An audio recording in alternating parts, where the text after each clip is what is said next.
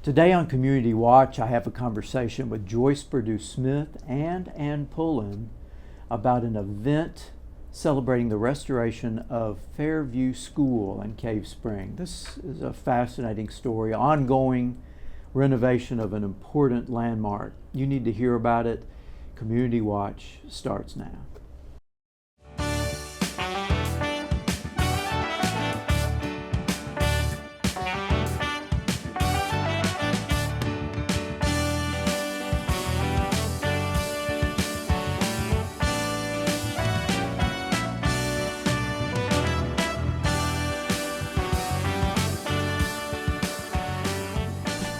Welcome to Community Watch. I am excited to have with me today Joyce Perdue-Smith, who is the president, I have to read this, it's a long title, president of the board for the Fairview E.S. Brown School Foundation Board. Welcome to the show. Oh, I'm so pleased to be here. How are you? I'm doing great. You have been extremely busy. I have been more than busy. Yes, and you and the board, folks that are working with you, have a weekend event coming up at the end of September. Absolutely. That is pretty important. It's a special anniversary. Correct. 100th anniversary. 100th anniversry of the school. Fairview School. School's correct. existence. Correct. But the work that you have been doing, Right. in the recent past, Correct. is pretty phenomenal. I mean, the history of the school is ongoing, Correct. but what you have done and the folks that are working with you is pretty remarkable. You've got to be a little proud of where you are now. Well, I always tend to want to think of it as whose shoulders do I stand on? Yes, true, I have fallen in love with the project some years ago, wanted to see this happen, but it's the wonderful people underneath us, the community, my board of directors, the alumni, people that live in Rome, outside of Rome, who have come to my request to help us to create a most wonderful, wonderful site in Cave Spring. I say Cave Spring, but it belongs to all of our community, which includes Rome and the surrounding counties. Well, we will talk about the anniversary weekend event coming up, but for folks that don't know what Fairview School is all about, Fairview E.S. Brown School is all about, remind us, give us a little short history. Okay, I'm very pleased to do that one. Somewhere around 2009, I came back to the area. I came back with the intent to support my parents, and as a part of that, I realized that I did not know a whole lot about my dad's history. You know, dad was dad and dad was dad. And so as a part of that search, thank goodness, the Floyd County School Board had their own school book, minute books back to right after the Civil War.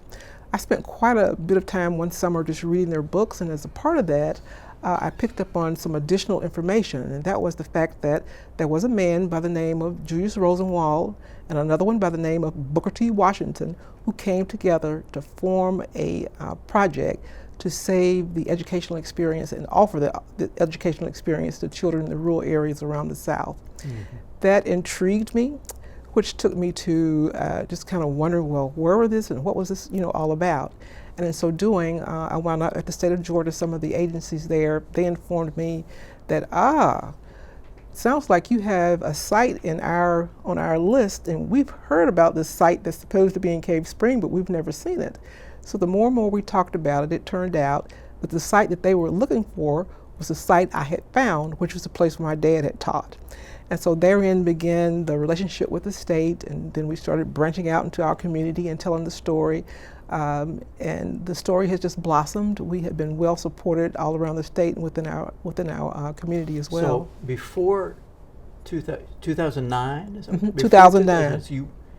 You did not know that a Rosenwald School was right Existed. Did not know. I grew up in Cave Spring. In fact, no one knew it existed. Everybody had forgotten about it, because when they integrated back in the 1960s, the Fairview School was closed and people were dispersed. Kids were dispersed around the county, and so it was just forgotten, and it was overcome with kudzu. And when I came back to actually, research my dad's history, that's when all this surfaced, and people started telling me, well, your dad was up at this school. And I thought, well, what school was this? And it wound up being the Fairview School. And so you found a building that was still standing, kind of. On one leg. And when you say covered with kudzu, you're not exaggerating. Not exaggerating at all. It literally, it looked like a kudzu-shaped building, basically. I mean, it was, it really, did not appear like it would be possible to renovate something in that condition. Oh, absolutely. But you took it on anyway. Oh, yeah, it's pretty brave, huh? Sometimes I question that. But it has indeed been a great, great, great experience to work with others within the community, to pull the alumni back together because they're all excited about their school building that they attended. And so it was actually through them that I realized that the school building was there.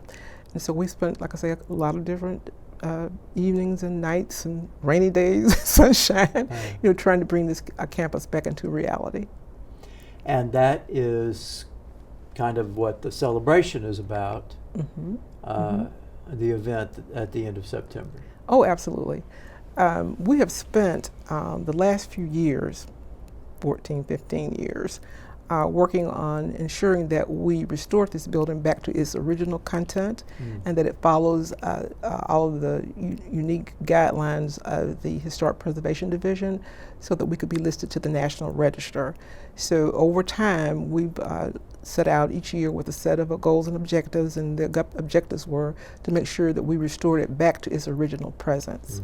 And so that has been a very nifty little project there, trying to assure that we had the right wood. Like right now, the cost of wood was $70 per plank or whatever the case may be, whereas in the past it was something far less. So a lot of what we do is impacted by the economy. Now the original campus had additional buildings. It did. That no longer exist. That's correct. So what you discovered was the single remaining building of the original campus. Correct. And it was the first grade school building. It was considered and called the first grade school building. There were actually 4 buildings on the campus. The one that was most distinguished was the first one built, which was the Rosenwald building, which accommodated everybody at that one point in time when it was discovered and opened in 1924.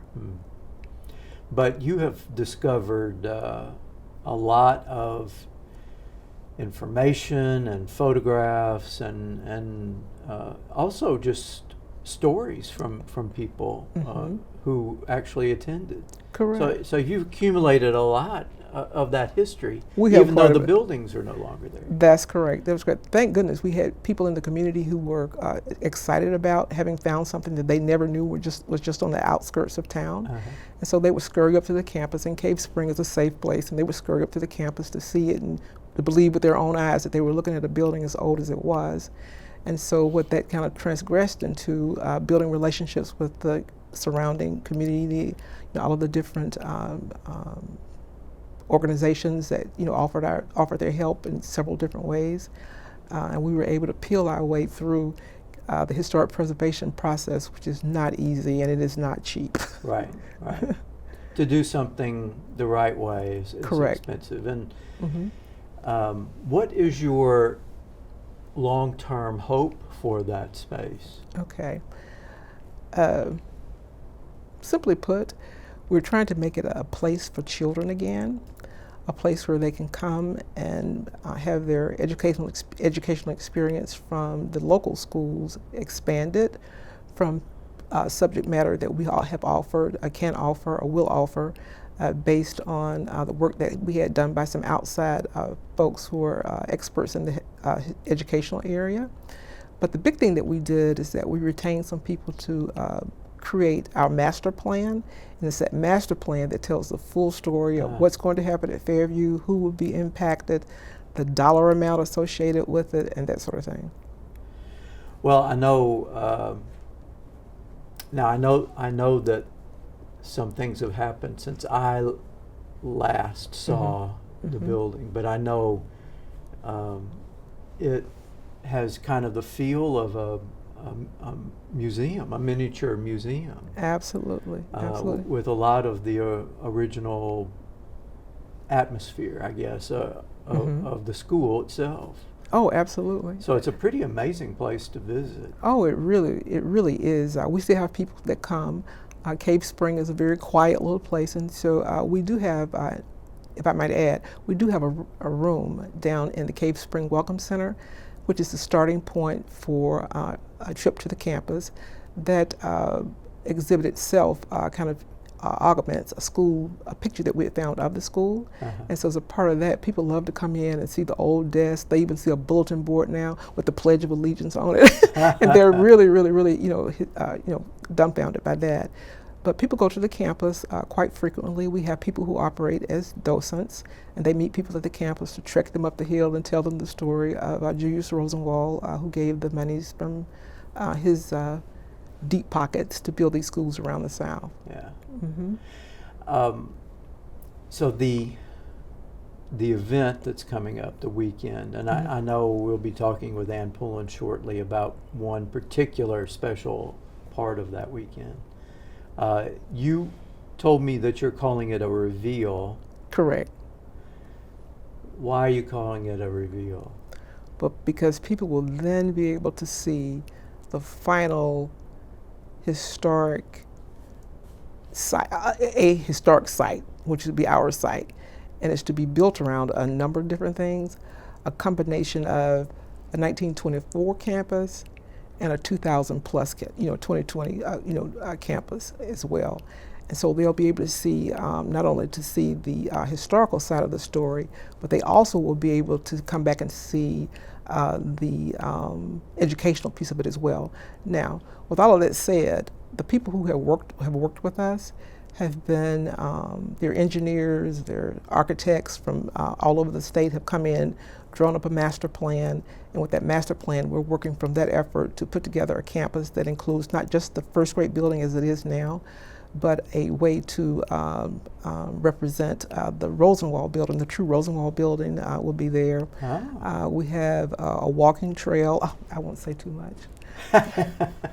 Well, it sounds great. Yeah. And so for folks who want to attend that weekend, how do they get more information? What do they do? Do they need to register or sign up, or what do they need to do? Okay, so over the years we have collected a number of different addresses and so forth. The people who've helped us in the past, those people will actually get an invitation in the mail. If they don't, along with the people who have not been out to this campus or whose addresses that we don't have, they have the opportunity to go online to our website, and from there they can purchase a ticket. They do not have to have attended some event in the past, Right. but everybody's welcome. So what is the address of the website? www.fairviewbrown.org. fairviewbrown.org. So that will take folks to the website, and there'll be more information about this event, the 27th, 28th, and 29th of September. Yeah, the people who did the website, they said we're putting 2 buttons out here, so either button that they push will work. That's good. That's good for those of us who get our buttons messed up. At least we'll have an option there. Oh, that's true. That's very true. Well, I know that you are wanting a lot of folks to come out and see the progress, and it's going to mean so much to the Cave Spring community to have it there, but also to all of us to have that history there. Oh, absolutely, absolutely. To think that it was, one more kudzu vine away from being lost forever. Oh, absolutely, absolutely, and that we found it under the circumstances that we did. Yeah. No one would have known, I wouldn't have known, if somehow something hadn't told me, go research Dad's history. Well, it's an amazing thing to see, and I'm so glad we're able to see it now, because it was so close to being lost. Oh, it most certainly was, and we're very, very proud of the plan that has been prepared. I think it's one that the entire community will enjoy, not just the local community, but the communities surrounding us. Right. And I do know I have given a few peeks to places like the Georgia Trust and those companies, those areas that have supported us in full throughout. They will be in attendance, and so they're waiting to see as well. Oh, great. That's great. Well, we're about out of time for this segment, so thank you. Thank you so much for talking to us. Well, I thank you so much for having me. It's always my pleasure to share this project. It has been a wonderful experience, and I really appreciate all of the people around us who have helped. Well, looking forward to that event, and you stay with us. We will be back with more discussion about this great event at the end of September, so don't go away.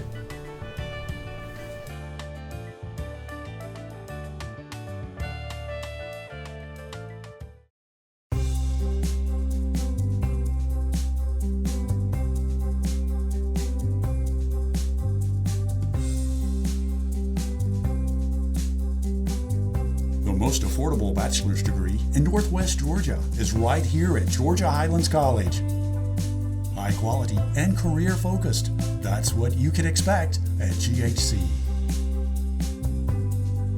Apply today at highlands.edu.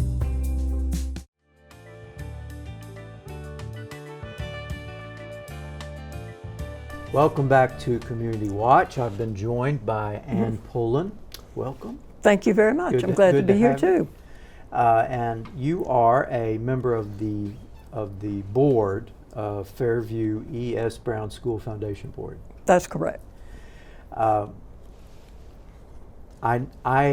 know a little bit about this project as it has developed over the years, but those of you who are on the board must be really excited about the progress and the hope for the future too. Yes, very much so. As Joyce mentioned a little while ago, we've got so many very ambitious plans to complete the campus and make it a wonderful facility for education mainly within the Floyd County area. So I think we've done a lot, but there's so much more to do. So we're looking forward to working on some plans for it. Well, I know that you are wanting to talk about a particular element of this weekend that's coming up at the end of September. Yes. I'd like to say a little bit about what we're doing for the various events of the weekend, actually. Right. I'm going to talk a little bit about a symposium we're doing Friday night. But before I do that, I'd like to say the main event is really a gala dinner that's going to be Saturday evening. It'll be, lovely food and drink and good speakers and so on. And that will be downtown at Broad and Fifth. And so we're looking forward to the gala event.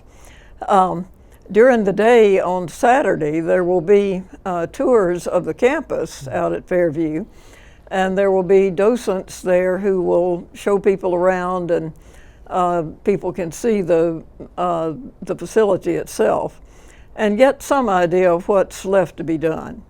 Again, there's a good bit left to be done. And so I think that's an exciting thing to do. We also have a film about Rosenwald and his school project, which will be shown on Saturday as well. Wow. So, and then Friday night there's a symposium, and that's what I was particularly going to talk about for just a minute. Rosenwald was Sears, right? That's right. He was the president of Sears Roebuck. His story is pretty phenomenal. I'm sure that will come across clearly in the film. So, that would be a great thing to see. Yeah, it's a very interesting film, and Rosenwald was just such an astonishing philanthropist. In addition to dealing with Sears Roebuck, which was obviously his main thing, but he was responsible for many philanthropic projects.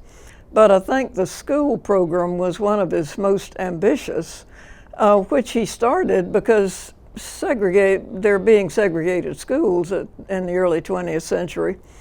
Many school systems had such low funding, for want of a better word, for the African American schools, that they were often in just terrible shape.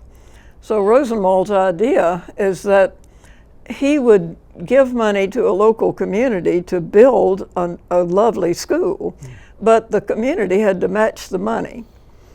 So it was, he was really seeking buy-in from the local community, and the local school board had to agree to support the school thereafter, Right. not just build it and leave.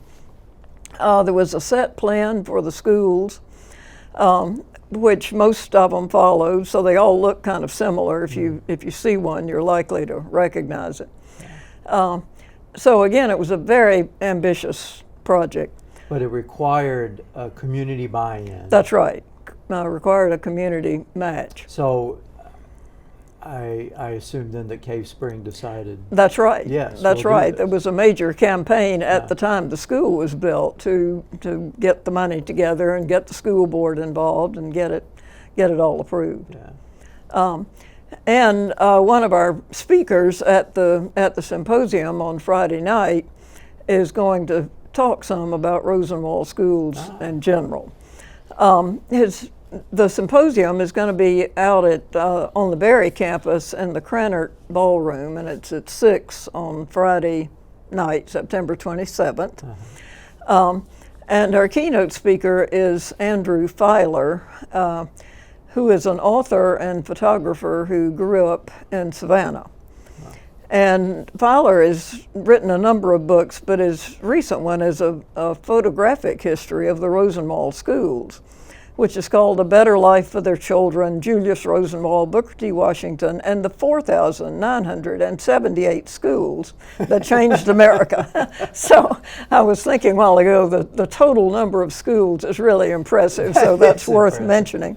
The book was published in 2021 by UGA Press, and it's a wonderful book, just full of fantastic photographs taken all around the South at different schools. So Filer is a very accomplished speaker and photographer. He's earned all kinds of accolades for his photography, and in fact this book has won several awards for photo documentation. So we're very much looking forward to hearing him. He does a number of things locally. He's on the board at WABE. He's one of the board members of the Anti-Defamation League, a number of other things. He's also working to get a national historical park to honor Julius Rosenwald, which wouldn't be in Georgia, but nonetheless an interesting initiative. His photographs from the book have been in a number of solo exhibitions as well. So we think he's going to be a fantastic speaker. But we've got another speaker with a local connection who's equally interesting, if I may talk about him just a minute. All right. The other speaker is going to be Mike Glenn, better known as the Stinger, who's a former NBA basketball star. He was born in Rome, actually in 1955, and he attended Coosa High School. So he's well known locally. He went on to Southern Illinois U and eventually was drafted into the NBA and played 4 seasons with the Hawks, among other teams. He played with several teams. So his career as a basketball player is fairly well known. Of course, he's long since retired now. But he's gotten involved in a number of interesting philanthropic endeavors. One very interesting fact is that his long history in Rome, his mother taught at Fairview E.S. Brown. Really? So that's the a main connection in addition to him being, going to Coosa High. His dad was a coach at Georgia School for the Deaf.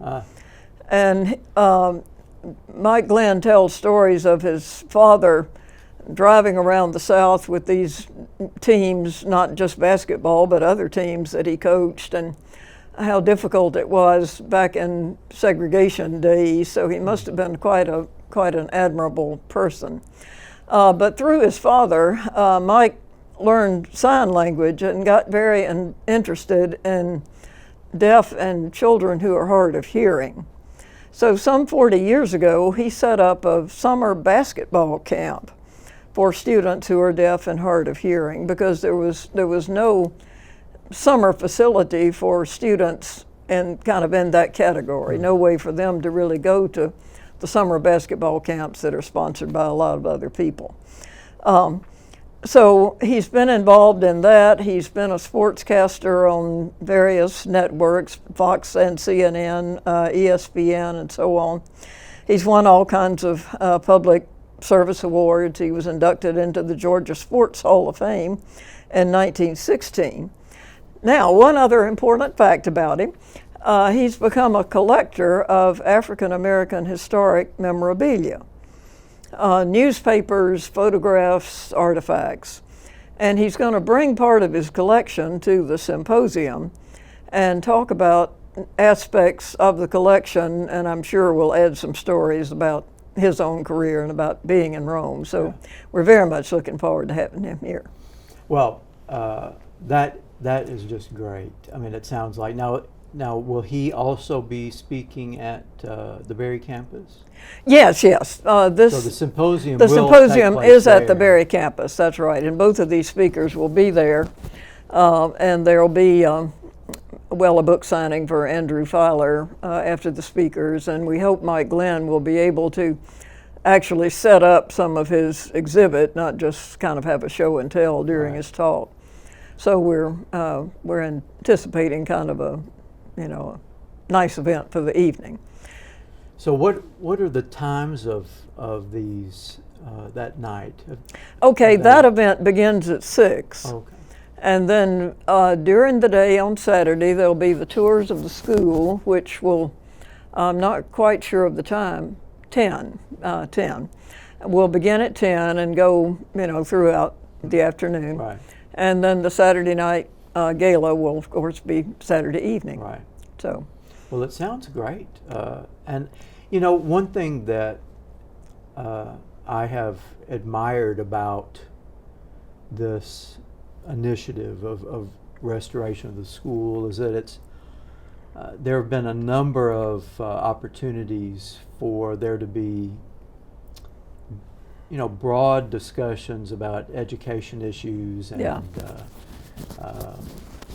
history related to education, and so it's been a real opportunity to explore all kinds of issues and ideas, not just about the restoration project itself, but just kind of opened up to exploring education and all of the history and ideas around it. Well, we very much hope that will continue, and in fact that the school will become a center for that kind of thing. I mean, we envision lots of student groups coming out and having seminars and what will eventually be an outdoor classroom, and as well as in the restored building itself. Right. So we're imagining a lot of ways the campus can contribute to education within the area. Now, I do need to ask, what year was Mr. Glenn inducted into the Georgia Hall of Fame? Georgia Sports Hall of Fame, 1916. Not 1916. I was thinking, that would be remarkable. That obviously is a typo, and I'm looking down at my notes. How about 2016? I bet it's 2016. Thank you very much for catching that. Well, I was thinking, he is remarkable. He's really old, isn't he? He is remarkable. 2016. But that sounds like a really great evening, and also the Saturday events as well. So. Well, we think it will be a way to showcase all that the school is doing and get a lot of people interested in its work. We hope so. I know Joyce, who spoke in the first segment, did not specifically say, please give us more money, please donate. Well. But obviously you can't do something like this without some donation, serious donation. So I hope folks will look at the website and go tour the location and then see that they need to to take Well- part in something like this. We would certainly love to see that happen. We are seeking sponsors for the event, but of course we'll also be working on raising money for the future development of the campus as well. Well, thank you so much for being with us. Thank you. I've enjoyed being here so much and So talking look about for this that project. event at the end of September, and the website is fairviewbrown.org. So check it out. It's 27th, 28th, 29th of September. Thanks again, and thank you for being with us. We'll see you next time on Community Watch.